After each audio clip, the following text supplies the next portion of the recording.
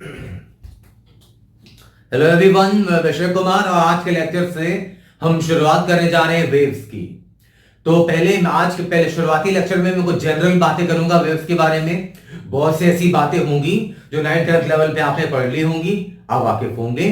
कुछ ऐसी बातें भी होंगी जिस पे शायद आपने कभी गौर ना किया हो या पढ़ा ना हो। तो सारी बेसिक जानकारी वेव्स के बारे में पहले उठा ले अपन, फिर उसके बाद सिलसिला पढ़ाएंगे आगे। तो ये लेक्चर भी आपके लिए इक्वली इंपॉर्टेंट है। तो चलिए काम शुरू करते हैं वेव्स के बारे में।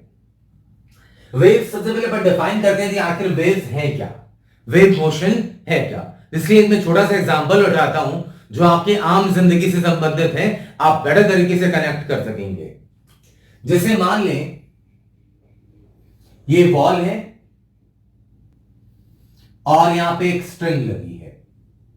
इसका एक सिरा जो है, एक एंड जो है स्ट्रिंग की, वो दीवार में फिक्स है और दूसरा एंड आपने पकड़ रखा है। ये वाला जो एंड है ये मैंने पकड़ रखा है इसे। अब जरा ध्यान देना, मैं यहां पे अगर मोशन दूंगा, जो मैंने जिस पॉइंट से हाथ से पकड़ रखा है स्ट्रिंग को, अगर मैं कोई जर्क या कोई मोशन दूंगा तो मोशन ट्रैवल करेगी। अगर मैं जिस तरीके से मोशन दूंगा वैसी ही मोशन डेवलप होगी स्ट्रिंग के अंदर। तो आप मान लीजिए कि अप एंड डाउन मोशन अगर दूं मैं, इसमें टू एंड फ्रो मोशन करूं, अगर पकड़ के इस तरीके से झटका देता रहूं अगर, तो वो ट्रैवल करेगा इसमें आगे। शेप कैसा भी हो सकता है, वो डिपेंड करता है कि मैंने मोशन कैसा दिया। अगर मान लो कि मैंने motion simple harmonic motion type दिया है तो एक सिंपल हार्मोनिक वेव बनेगी। इस पर डिटेल में बात करेंगे। मान लो वेव्स ये बन गई। अब उमन लोगों के जहन में आती बात कि यही शेप क्यों देते हैं वेव्स का। जरूरी नहीं है ऐसा कि स्ट्रिंग्स में इसी शेप की वेव जनरेट हो। आप स्ट्रिंग पकड़ लो और जैसे हाथ घुमाओगे आप, वैसी स्ट्रिंग्स में वेव्स डेवलप होंगी। इसलिए ये आर्बिट्ररी लेते हैं अपन, लेकिन आप इस बात को जहन दिमाग में उतार लें कि स्ट्रिंग्स में हमेशा ऐसी शेप की ही वेव्स बने। इस साइन का कर्व नजर आ रहा है ना, ये सिंपल हार्मोनिक वेव है। बेसिकली हम चर्चा करते हैं। आप देखो ये पॉइंट है यहां, ये सोर्स है, ये सोर्स पार्टिकल जिस एंड पे आपने पकड़ रखा है वो है सोर्स पार्टिकल। आप सोर्स पार्टिकल को जैसा मोशन दोगे वैसी मोशन ट्रैवल करेगी स्ट्रिंग में, वैसे वेवफॉर्म बनेगा। आप जरा ध्यान दीजिए प्लीज।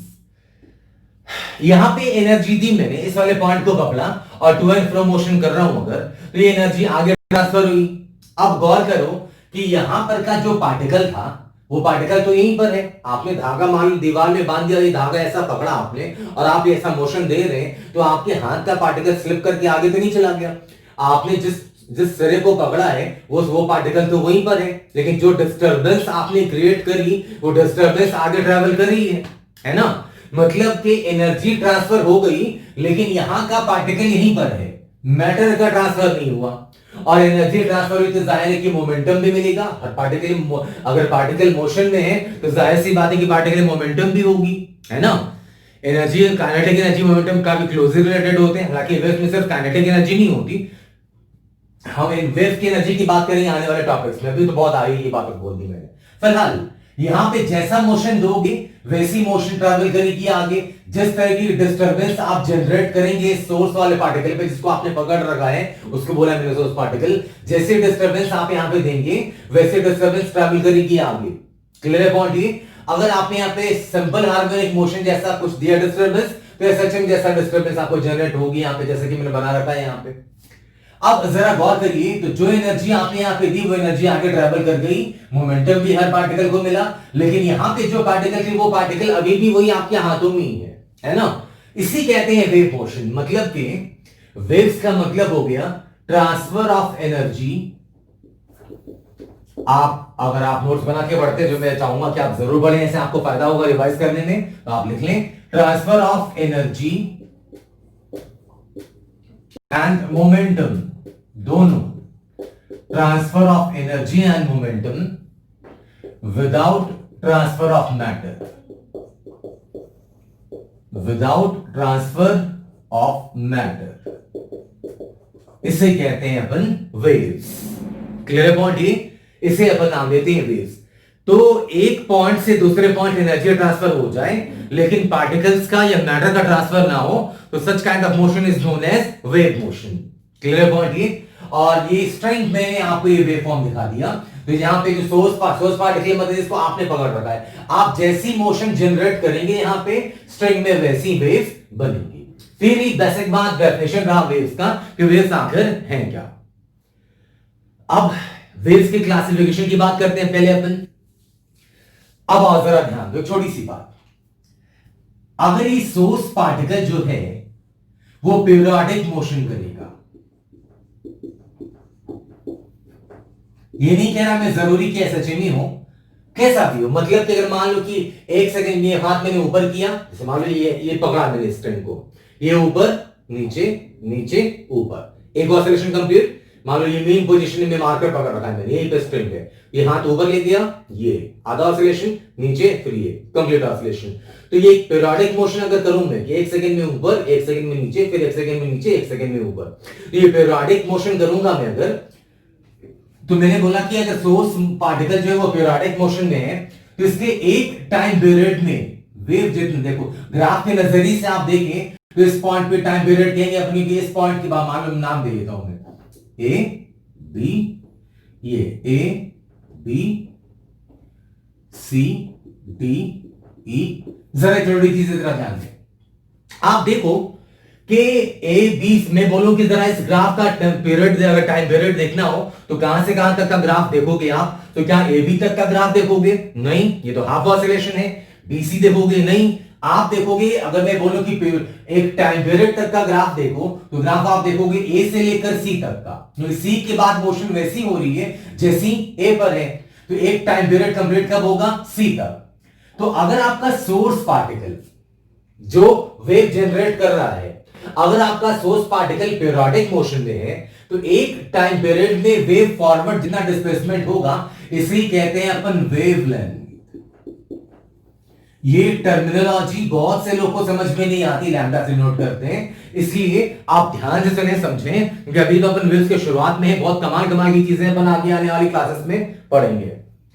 तो क्या आपको बताया मैंने कि सोर्स पार्टिकल अगर पीरियोडिक मोशन में रहा, अगर आपका सोर्स पार्टिकल पीरियोडिक मोशन में रहा तो इसके एक टाइम पीरियड में जो फॉरवर्ड डिस्प्लेसमेंट हुई वेव्स की उसी कहते हैं अपन वेवलेंथ।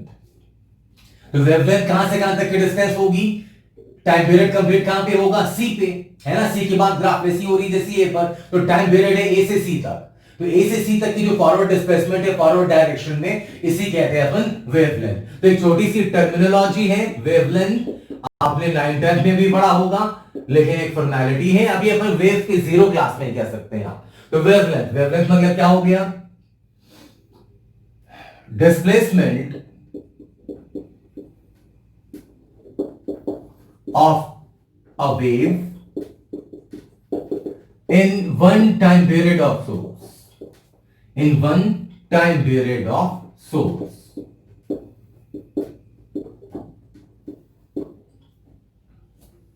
सोर्स के एक टाइम पीरियड में वेव्स का जितना फॉरवर्ड डिस्प्लेसमेंट होगा फॉरवर्ड डायरेक्शन में, उसे कहते हैं अपन वेवलेंथ। यूजुअली डिनोट करते हैं अपन इसे लैम्डा से, वेवलेंथ को डिनोट करते हैं अपन लैम्डा से। Velocity of a wave, velocity of a wave,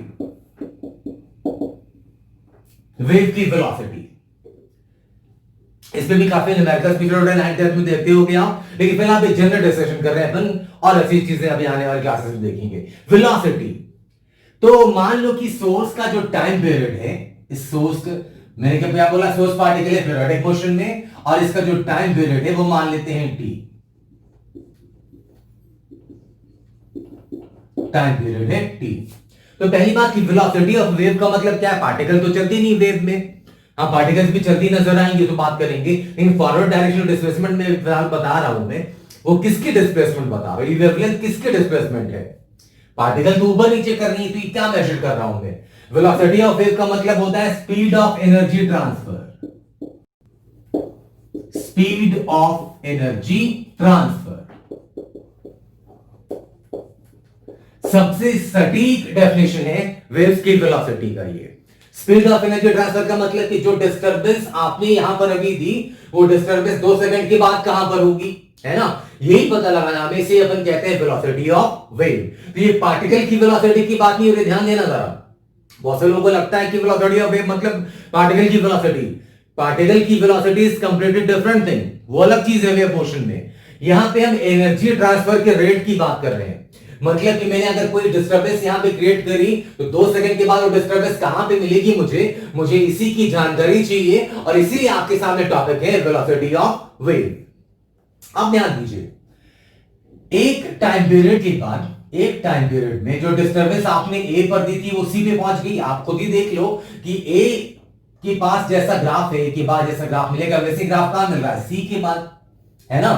तो एक टाइम पीरियड के बाद सोर्स का जब एक टाइम पीरियड कंप्लीट होगा तो जो डिस्टर्बेंस ए पर नजर आ रही थी आपको, वही डिस्टर्बेंस कहां पे नजर आ रही है आपको, सी पे। तो वेलोसिटी क्या होता है, डिस्प्लेसमेंट अपॉन टाइम। वेलोसिटी होता है displacement upon time, displacement upon time. अब ध्यान देना,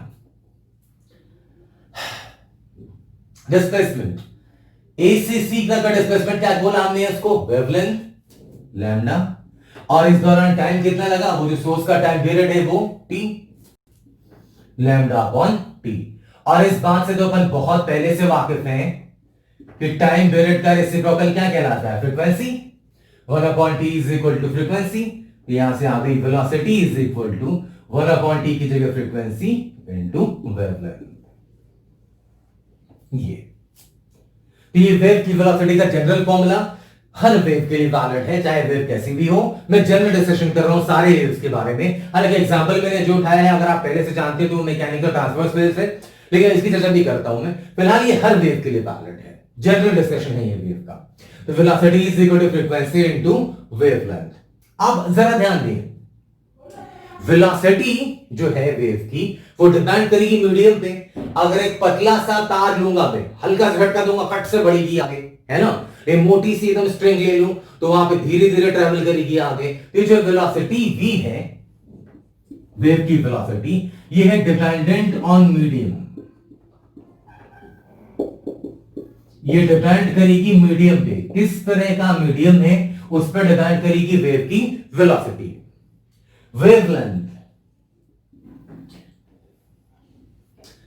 वेवलेंथ क्या, एक टाइम पीरियड में कितने ट्रैवल करेगी, तो जितनी ज्यादा स्पीड होगी उतनी ज्यादा ट्रैवल करेगी आगे। तो वेवलेंथ पे डिपेंड करेगा मीडियम पे। वेव की वेलोसिटी, वेव की वेवलेंथ, ये दोनों चीजें डिपेंड करेंगी मीडियम पे। अब स्पीड कम होगी तो एक टाइम, अगर मान लो कि कैसे लैम्डा डिपेंड करेगी मीडियम पे, अगर मान लो वेव की स्पीड कम होगी तो एक टाइम पीरियड सोर्स करेगा तो कम होगी स्पीड, तो कम ही, ए से सी जो है वो कम होगा डिस्टेंस। अगर मान लो कि स्पीड बहुत ज्यादा है तो एक टाइम पीरियड बहुत ज्यादा आगे भाग जाएगी वेव, सी से आगे भाग सकती है। इसलिए वेलोसिटी और वेवलेंथ दोनों डिपेंडेंट है मीडियम पे। लेकिन फ्रीक्वेंसी ये है इंडिपेंडेंट ऑफ मीडियम। ये मीडियम पे डिपेंड नहीं करेगी फ्रीक्वेंसी। कैसे डिपेंड नहीं करेगी फ्रीक्वेंसी, मतलब क्या हुआ, फ्रीक्वेंसी मतलब कि एक सेकंड में कितने ऑसिलेशंस हुए। जैसे मान लो कि एक सेकंड में मैं 10 बार यहां पे वाइब्रेशंस करता हूं, तो एक सेकंड में 10 वाइब्रेशंस करूंगा तो 10 वाइब्रेशन ट्रैवल करेंगी आगे, है ना। तो वो ज्यादा स्पीड से ट्रैवल करे या कम स्पीड से ट्रैवल करे, लेकिन एक सेकंड में 10 वाइब्रेशंस तो नजर आएंगी। इसलिए मैंने जितनी वाइब्रेशंस करूंगा मैं यहां पे, मैं अगर 4 करूंगा तो 4 आगे मिलेंगी आपको, 5 करूंगा तो 5 मिलेंगी आपको आगे। तो ये डिपेंड करेगा सोर्स पार्टिकल पे। तो फ्रीक्वेंसी किस पर डिपेंडेंट है, फ्रीक्वेंसी डिपेंड्स ऑन सोर्स। अगर सोर्स ने एक सेकंड में 10 वेव जनरेट करी, 10 बार अगर यहां पे वाइब्रेशंस करा तो 10 वाइब्रेशंस आगे निकलेंगी एक सेकंड में। अगर एक सेकंड में मान लो कि 2 बार वाइब्रेशंस करूं मैं यहां पे तो 2 वाइब्रेशंस निकलेंगी आगे। इसलिए फ्रीक्वेंसी प्योरली डिपेंडेंट है सोर्स पे। अब जितनी वेव्स निकल गई वो किस रफ्तार से चलेंगी वो डिपेंड करेगा मीडियम पे। उनकी वेवलेंथ कितनी होगी ये डिपेंड करेगा मीडियम पे। लेकिन अगर एक सेकंड में 10 वेव्स मैंने 10 वाइब्रेशंस दी है तो हर एक सेकंड में 10-10 वाइब्रेशन निकलती जाएंगी, ये श्योरिटी है। क्लियर है पॉइंट ये। तो छोटी सी बात है कि वेलोसिटी डिपेंडेंट है मीडियम पे, वेवलेंथ डिपेंडेंट है मीडियम पे, फ्रीक्वेंसी मीडियम पे इंडिपेंडेंट है। फ्रीक्वेंसी किस पर डिपेंड करेगा, वो डिपेंड करेगा वेव के सोर्स पे। छोटी जनरल सी बातें हैं, जल्दी से आप इसे नोट कर लें। और भी बहुत सारी बातें मैं आपको बढ़ाता हूं सेशन आगे और आपको समझाता हूं।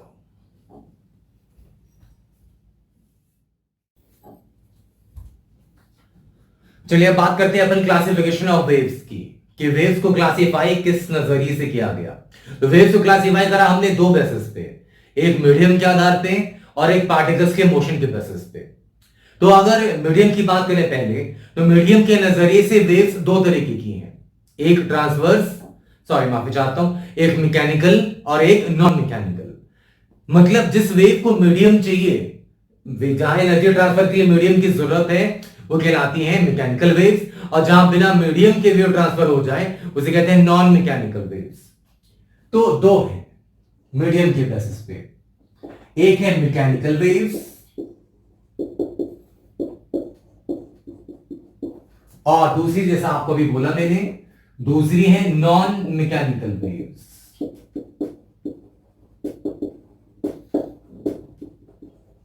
मैकेनिकल वेव्स मतलब इन्हें मीडियम चाहिए। These waves require medium. These waves require medium for their propagation. एक जगह से दूसरी जगह एनर्जी ट्रांसफर करने के लिए इन वेव्स को मीडियम की पड़ेगी जरूरत। और इन वेव्स की बात करें, इसी का उल्टा है, अपोजिट है ये just. These waves do not require any medium. These waves do not require any medium for their propagation.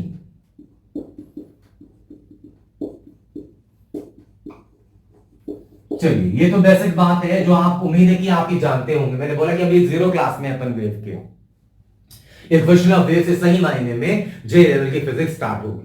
लेकिन इस बेसिक जानकारियां होनी चाहिए। अगर आपने, जैसे बोला मैंने, पूरा लेक्चर आप देखोगे तो बहुत सी बातें हो सकता है ऐसी भी मिले आपको तो शायद आपने कभी गौर ना किया हो। तो चलिए छोटी छोटी बातें हो गई मैकेनिकल नॉन मैकेनिकल की। जिनको मीडियम चाहिए वो मैकेनिकल, जिनको मीडियम की जरूरत नहीं है वो नॉन मैकेनिकल। एग्जाम्पल अगर मुझे बताने की जरूरत नहीं है, वैसे मीडियम वाली, एक तो स्ट्रिंग पे देखा आपने, waves on a string, string medium है उनका, या फिर साउंड वेव्स। अगर इस कमरे में वैक्यूम कर दूं मैं तो मेरी आवाज नहीं पहुंच पाएगी, मेरी आवाज रिकॉर्ड नहीं हो पाएगी, यहां से बोलूंगा तो उस कैमरे तक नहीं जा पाएगी आवाज मेरी। तो साउंड वेव्स ही कैसी वेव्स हैं?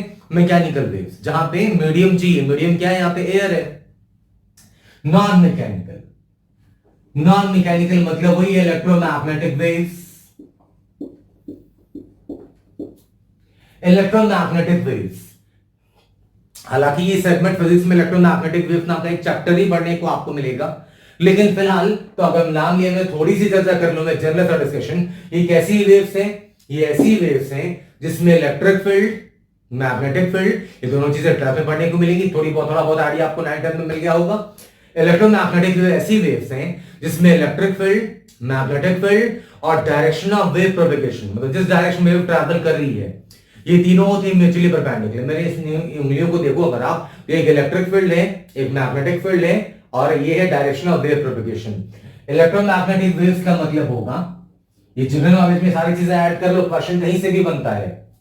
इलेक्ट्रोमैग्नेटिक वेव्स का मतलब कि इन वेव्स में, in these waves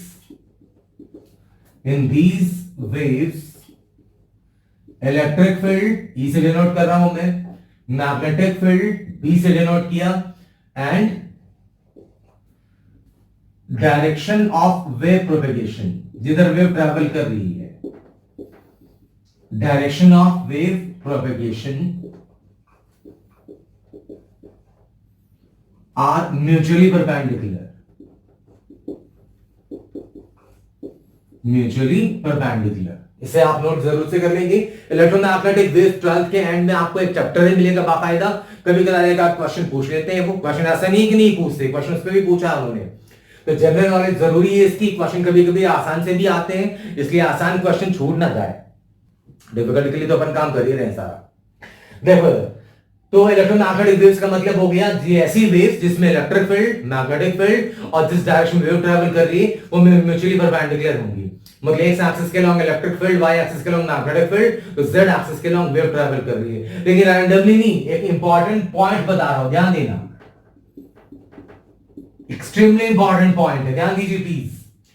electromagnetic wave से संबंधित छोटी सी बात है, वो ये है कि अगर आपको मान लो कि मैं बता दूं कि 4 ऑप्शन दे दूं आपके सामने और बोलूं कि भैया एक्स वाई जेड, ये एक्स वाई जेड करके 4 ऑप्शन दे दूं। एक तरफ एक्स एक्सिस में रखूं इलेक्ट्रिक फील्ड, वाई एक्सिस में मैग्नेटिक फील्ड, जेड एक्सिस में वेव प्रोपगेशन, और चेंज कर करके ऐसे 4 ऑप्शन बना दूं। किसी में एक्स के लॉन्ग डायरेक्शन वेव का, वाई के लॉन्ग मैग्नेटिक फील्ड का, जेड के लॉन्ग वेव प्रोपगेशन का, ऐसे शफल करके मैं 4 ऑप्शन बना दूं और बोलूं कि सही ऑप्शन चूज करो जो रिप्रेजेंट कर रहा है इलेक्ट्रोमैग्नेटिक वेव। तो क्या करोगे आप? तो जो रटने वाले लोग हैं उनको तो ये रटा ही रहता है कि इलेक्ट्रिक फील्ड, मैग्नेटिक फील्ड और डायरेक्शन ऑफ वेव प्रोपगेशन होती है म्यूचुअली परपेंडिकुलर, है ना, ये सबको रटा रहता है। लेकिन अगर ऐसे 4 ऑप्शंस बन के आ जाए कि भैया ये लो, जैसे ये 4 ऑप्शन ऐसे बना दूं मैं और बोलो कि चूज करो कि कौन सा ऑप्शन करेक्टली रिप्रेजेंट कर रहा है इलेक्ट्रोमैग्नेटिक वेव को। X Y Z, X Y Z, X Y Z, X Y Z. मान लो किसी में इलेक्ट्रिक फील्ड ये, मैग्नेटिक फील्ड ये वेव प्रोपगेशन, ये मान लो मैग्नेटिक फील्ड, ये वेव प्रोपगेशन, ये इलेक्ट्रिक, ऐसे करके 4 ऑप्शन बना दूं मैं और बोलो कि चूज करो, आप पिक करो जो करेक्ट ऑप्शन है। तो जो बंदा रटने वाला तो परेशान हो जाएगा, उसे तो लगेगा अरे यार मैंने तो पढ़ा था कि इलेक्ट्रिक फील्ड, मैग्नेटिक फील्ड और direction of wave propagation mutually perpendicular होती है, ये तो सब में परपेंडिकुलर है, तो कैसे चूज करूं मैं? तो इसका एक तरीका है, ध्यान दो। तरीका ये है कि इलेक्ट्रिक फील्ड और मैग्नेटिक फील्ड, अगर इन दोनों का क्रॉस प्रोडक्ट करोगे तो ये आपको देगा डायरेक्शन ऑफ वेव। मैग्नीट्यूड नहीं, मैग्नीट्यूड कुछ, मैग्नीट्यूड क्या मतलब है? डायरेक्शन ढूंढ रहे हैं ना अपन, की वेव किधर जा रही है। इलेक्ट्रिक फील्ड और ई को क्या बोला है मैंने? Electric field. बी को क्या बोल रहा हूं? मैग्नेटिक, स्टैंडर्ड नोटेशन से ये इलेक्ट्रिक फील्ड और मैग्नेटिक फील्ड का अगर क्रॉस प्रोडक्ट करेंगे आप तो मिल जाएगा आपको डायरेक्शन ऑफ वेव। मतलब 4 ऑप्शंस अगर दिए हैं, मोर देन 1 करेक्ट भी हो सकता है और आपको चूज करना है कि कौन सा करेक्ट है। तो याद रखिए कि जिस डायरेक्शन में इलेक्ट्रिक फील्ड है, जैसे फॉर एग्जांपल मैं चूज करूं ये वाला ऑप्शन, ये देखो इधर मैग्नेटिक फील्ड है, इधर वेव है और इधर ये इधर इलेक्ट्रिक फील्ड। तो इलेक्ट्रिक फील्ड किधर है? जेड के लॉन्ग। ध्यान देना, मैं पता कर रहा हूं कि ये वाला ऑप्शन, सेकंड ऑप्शन, इसकी बात कर रहा हूं, सर्कल कर दिया। ध्यान दो, अगर आपको नजर ना आ रहा हो तो मैं मिटा करके एक ही ऑप्शन उठाता हूं और आपको कंफर्म कराता हूं कि कैसे आप इस टेक्निक का इस्तेमाल करेंगे सही ऑप्शन चूज कर। मान लो कैसा दिया है, 4 ऑप्शंस में से एक ऑप्शन ये है आपका, फॉर एग्जांपल ये मैग्नेटिक फील्ड, ये वेव डायरेक्शन, ये इलेक्ट्रिक फील्ड फॉर एग्जांपल। तो ये है तो तीनों mutually perpendicular, electric field, magnetic field, wave का डायरेक्शन तीनों म्यूचुअली परपेंडिकुलर है। इलेक्ट्रोमैग्नेटिक फील्ड की पहली जो क्राइटेरिया है डेफिनेशन को तो सेटिस्फाई हो गई, लेकिन अभी सही है कि नहीं, सटीक है कि नहीं, ये पता करना है अपने को। तो बोला ना आपको कि इलेक्ट्रिक फील्ड और मैग्नेटिक फील्ड के डायरेक्शन का क्रॉस प्रोडक्ट करेंगे आप अगर, तो आपको डायरेक्शन ऑफ वेव मिल जाएगी। अब जरा देखो यहाँ पे इलेक्ट्रिक फील्ड के जेड एक्सिस के लॉन्ग, मतलब कि क्या, मैग्नेटिक फील्ड के इधर एक्स एक्सिस के लॉन्ग के क्या, क्रॉस आई क्या, के क्रॉस आई क्या होता है? साइक्लिक रूल याद है ना, आई जे के, आई जे के क्रॉस आई करेंगे तो क्या मिलेगा? जी। के क्रॉस आई करेंगे तो मिलेगा जे। जे क्या? Wave direction. बोला था ना ई क्रॉस बी बराबर होना चाहिए वेव डायरेक्शन, डब्ल्यू मतलब वेव डायरेक्शन। तो यहां पर ई जेड एक्सिस के लॉन्ग, तो के क्या? बी एक्स एक्सिस के लॉन्ग, आई क्या? के क्रॉस आई क्या तो मिलेगा साइक्लिक रूल से आ गया जे। क्या जे वेव डायरेक्शन है? तो हाँ वेव डायरेक्शन है, मतलब ये ऑप्शन करेक्ट है। अगर मान लो इसी की जगह अगर मैं चेंज कर देता, मान लो इधर कर देता इलेक्ट्रिक फील्ड, इधर कर देता मैग्नेटिक फील्ड और दूसरा ऑप्शन ये रहता, तो इसमें क्या होता? इलेक्ट्रिक फील्ड किधर है? आई के लॉन्ग, मैग्नेटिक फील्ड किधर है? के लॉन्ग, आई क्रॉस के, आई क्रॉस के उल्टा आता तो आती वैल्यू माइनस जे।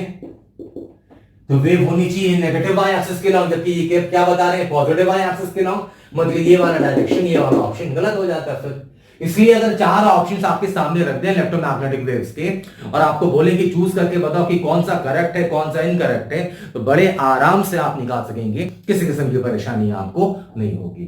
तो क्लासिफिकेशन ऑफ वेव्स में आई थिंक आपको ये छोटी सी चीज शायद आपको नहीं लगी हो, इसका पूरा सेशन कंप्लीट करें आप, हो सके 2000 चीजें और अच्छी मिल जाए, नहीं मिल जाए तो शायद आपने कभी इस पर गौर ना किया हो। तो क्लास मीडियम के नजरिए से अगर बात करें तो वेव्स की दो क्लासिफिकेशंस, मैकेनिकल जिनको मीडियम की जरूरत पड़ती है ट्रांसफर करने के लिए, एनर्जी ट्रांसफर होने के लिए, और नॉन मैकेनिकल जहां पे एनर्जी ट्रांसफर के लिए मीडियम की जरूरत नहीं पड़ती।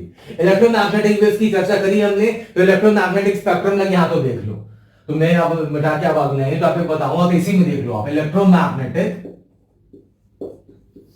स्पेक्ट्रम, क्योंकि डायरेक्ट चर्चा कभी इस पर भी मिल सकती है आपको, ऑप्टिक्स में ज्यादा इंपॉर्टेंट होगा ये, लेकिन आप इसकी चर्चा थोड़ी बहुत कर लेते हैं। तो माइक्रोवेव,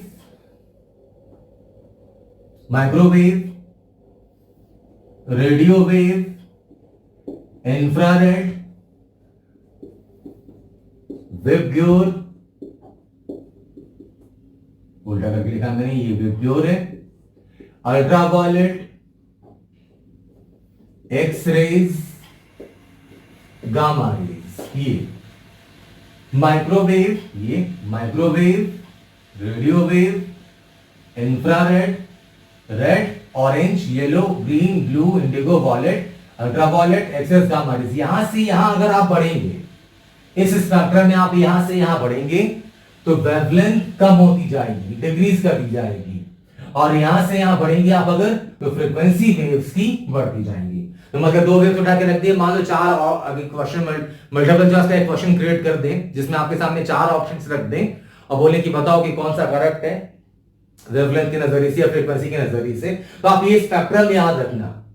मैं याद कैसे करते हैं अपन कि माइक्रोवेव को डाला रेडियो के अंदर तो रेडियो लाल हो गई, ऐसी तरह की चिरगड़ी चीजें करते हैं याद करने के लिए अपन। तो ऐसा आप जैसे पीरियोडिक टेबल याद करते हो, कोई कमाल की चीज तो है नहीं, बहुत बड़ी चीज तो है नहीं कि आप याद कर ना सके। तो ये है इलेक्ट्रोमैग्नेटिक स्पेक्ट्रम, थोड़ा सा स्पेक्ट्रम दिखाया मैंने, और ये वाला जाहिर है आपको जो वेबग्योर सेगमेंट है ये आपका विजिबल स्पेक्ट्रम है जो आपको नजर आता है यहां से यहां तक, ये जो है ये है आपका विजिबल स्पेक्ट्रम, बाकी विजिबल नहीं है ना। तो यहां से यहां आगे मूव करेंगे, माइक्रोवेव से लेके गामा रेज तक जाएंगे अगर आप, तो वेवलेंथ जो है वेव्स की घटती चली जाएगी और फ्रीक्वेंसी सबकी बढ़ती चली जाएगी। तो अगर वेवलेंथ या फ्रीक्वेंसी की कंपैरिजन का कोई क्वेश्चन बन गया अगर, तो बड़े आराम से स्पेक्ट्रम से आप बना सकते हो। अब चलिए, अब क्लासिफिकेशन का पहला पार्ट हुआ जिसमें हमने मीडियम के आधार पर वेव्स को क्लासिफाई करा। अब हम पार्टिकल्स के मोशन के नजरिए से वेव्स को क्लासिफाई करते हैं। जल्दी से आप वीडियो पॉज की चीजें नोट कर लें।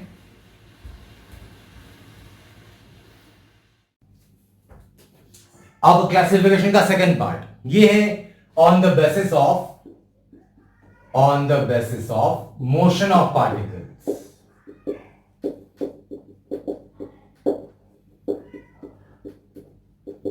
Motion of particles, wave motions में पार्टिकल कैसे ट्रैवल कर रही है उस आधार पे दो तरह के वेव्स हैं। आई होप आपको जानकारी होनी चाहिए।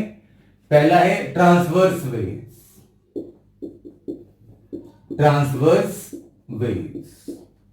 और दूसरा है लॉन्गिट्यूडनल वेव्स। ट्रांसवर्स वेव्स और लॉन्गिट्यूडनल।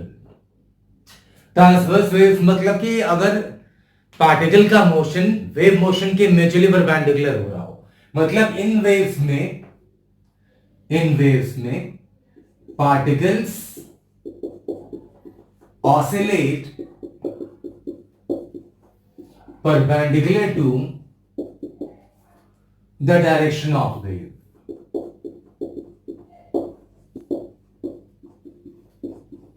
वेव जिधर ट्रैवल कर रही है उसके परपेंडिकुलर पार्टिकल का ऑसिलेशन, तो वो है ट्रांसवर्स वेव। एग्जांपल जो सबसे शुरुआत में आपको बताया मैंने, वेव्स ऑन अ स्ट्रिंग,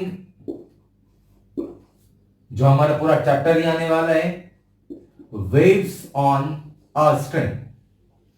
एक स्ट्रिंग पे वेव्स अगर जनरेट हो जाए तो आप देखो वेव्स ट्रैवल कर रही हैं फॉरवर्ड, लेकिन पार्टिकल का ऑसिलेशन ऊपर या नीचे की तरफ है, तो पार्टिकल की मूवमेंट है वेव डायरेक्शन के परपेंडिकुलर। वेव जा रही है फॉरवर्ड और पार्टिकल ऊपर नीचे ऑसिलेट कर रही है ना, तो ये है ट्रांसवर्स वेव्स। लॉन्गिट्यूडनल वेव्स मतलब particles oscillate in the direction of wave propagation, जिस डायरेक्शन में वेव जा रही है उसी डायरेक्शन में पार्टिकल्स का ऑसिलेशन हो रहा हो तो उसे कहते हैं अपन लॉन्गिट्यूडनल वेव, जैसे कि साउंड वेव्स। मैं यहां पे बोल रहा हूं तो पार्टिकल्स यहां पे जो ऑसिलेट हो रही है, मैं बोल रहा हूं तो एनर्जी यहां से यहां फॉरवर्ड जा रही है और पार्टिकल्स भी ऐसे ही ऑसिलेट हो रही हैं। तो एग्जांपल के तौर पे साउंड वेव जो एक चैप्टर बन के आएगा हमारे सामने, साउंड वेव्स। जैसे मान लो कि एक रॉड है, मान लो कि एक रॉड है और एक हैमर है आपके पास, हथौड़ा। ये हथौड़े से स्ट्रक करोगे अगर, ये हैमर है आपका, ये है हैमर और ये है रॉड, और इससे अगर स्ट्राइक करेंगे आप, हैमर से स्ट्राइक करेंगे इस, मान लो कि ऐसा ये रॉड है और इसके क्रॉस सेक्शन पे हथौड़े से हिट करूंगा मैं अगर, तो जो वेव जनरेट होंगी वो कैसी वेव्स होंगी, वो भी ट्रांसवर्स वेव है। यहां पर भी, इसमें भी, सॉरी लॉन्गिट्यूडनल वेव्स मिलेंगी आपको रॉड के अंदर। तो लॉन्गिट्यूडनल वेव्स मिल सकती हैं आपको। ऐसा नहीं लोगों को लगता है कि लॉन्गिट्यूडनल वेव जो है वो सिर्फ और सिर्फ मिलेंगी उन्हें, क्या कहते हैं, गैसेस के अंदर। आदत रहती है ना लोगों की लॉन्गिट्यूडनल के नाम पे उन्हें बस साउंड ही सुनाई देता है, उन्हें लगता है कि लॉन्गिट्यूडनल वेव मतलब साउंड, लेकिन ऐसा भी नहीं है। Longitudinal wave solid liquid gas कहीं भी नजर आ सकती है। देख लो रॉड सॉलिड है, इसे क्रॉस सेक्शन पे हैमर से हिट करोगे आप तो जो आवाज सुनाई देती है ना आपको रॉड के अंदर, दूसरे एंड पे अगर मारिए एक रखा ऐसे स्ट्राइक करें तो जो आवाज आ रही है आपको वो है आपकी डायरेक्ट एयर से जो आ रही है वो तो लॉन्गिट्यूडनल है। इस रॉड को मैं हैमर से हिट करूंगा तो जो आपको आवाज एयर से आएगी वो तो लॉन्गिट्यूडनल तो है ही, एयर में तो लॉन्गिट्यूडनल साउंड वेव है। लेकिन इसे कोने पे कान लाके सुनोगे, इसके थ्रू जो आ रही है वो भी लॉन्गिट्यूडनली वेव्स हैं। तो लॉन्गिट्यूडनल वेव सॉलिड्स में भी आ सकती हैं, ऐसी कोई बात नहीं है। तो अगर वेव डायरेक्शन में पार्टिकल्स ऑसिलेट कर रही हैं तो वो है आपकी लॉन्गिट्यूडनल, और वेव डायरेक्शन के परपेंडिकुलर ऑसिलेट कर रही हैं तो वो है ट्रांसवर्स वेव्स। तो ये है पार्टिकल के मोशन के नजरिए से वेव्स का क्लासिफिकेशन। साउंड वेव चैप्टर बन के आएगा, जो हम पहला चैप्टर स्टार्ट करेंगे वेव्स में, वो वेव्स ऑन स्ट्रिंग की सारी बातें होंगी, ट्रांसवर्स वेव्स की चर्चा करेंगे वहां पे अपन। लेकिन रिजल्ट जो एक के लिए वैलिड है वो हर वेव के लिए वैलिड है। मतलब velocity is equal to frequency into wavelength, मैंने फॉर्मूला आपको डिस्कस किया अभी ट्रांसवर्स वेव्स के लिए, लेकिन ये सारे वेव्स के लिए वैलिड है। लॉन्गिट्यूडनल में भी यही फॉर्मूला चलता है, velocity is equal to frequency into wavelength. एक वेव का नाम और आता है, तो मैं कहीं पे कोने में लिख देता हूं नोट में, आप नीचे जगह नहीं है, मैं ऊपर भी लिख रहा हूं, आप कॉपी में नीचे लिखना, simple harmonic wave, simple harmonic wave. इसकी मदद से बहुत सारी चीजें अपन डिराइव वगैरह करेंगे, आसान पड़ता है, आपको इसलिए समझ में आएगा, इसलिए थोड़ी सी जानकारी जान लो। देखो सिंपल हार्मोनिक वेव का, वेव कोई ना कोई सोर्स जनरेट करता है ना, सोर्स जनरेट करेगा कोई भी वेव। अगर सोर्स सिंपल हार्मोनिक मोशन कर रहा होगा तो जो वेव जनरेट होगी वो कहलाती है सिंपल हार्मोनिक वेव। जैसे वो भी जो मैंने शुरू में बताया था आपको कि मान लो कि ये दीवार से एक स्ट्रिंग अटैच्ड है और ये है source particle, a source particle. तो अगर ये एसएचएम करेगा, अगर एसएचएम करेगा तो फिर एक सिंपल हार्मोनिक मोशन ट्रैवल करेगी आगे की तरफ, है ना। तो हर पार्टिकल एसएचएम करेगी आगे, इसलिए इसे कहते हैं, ये जो आप शेप देखते हैं ये सिंपल हार्मोनिक मोशन में साइनसॉइडल कर्व होता था, वैसे ही कर्व दिखाया मैंने यहां पे। सिंपल हार्मोनिक वेव का मतलब कि a wave in which source particle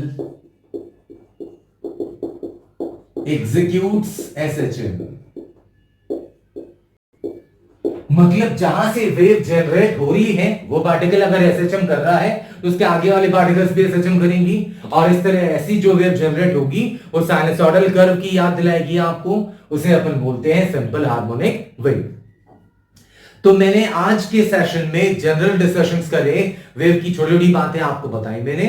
अब मैं इस सेशन को यहीं पे एंड करता हूं और नई नई चीजों के साथ, नए नए टॉपिक के साथ मिलूंगा आपको अगले क्लासेस में। ये वेव्स का जीरो क्लास आप कह सकते हैं, वेव्स की सही में जो क्लास है, जो आपने पहले कभी नहीं पढ़ा होगा, वो अब अगली क्लास से आपको बताऊंगा, इक्वेशन ऑफ वेव की चर्चा करूंगा। थैंक यू सो मच, मिलते हैं अगली क्लास में, तब तक अपना ध्यान रखिए। जय हिंद, जय भारत।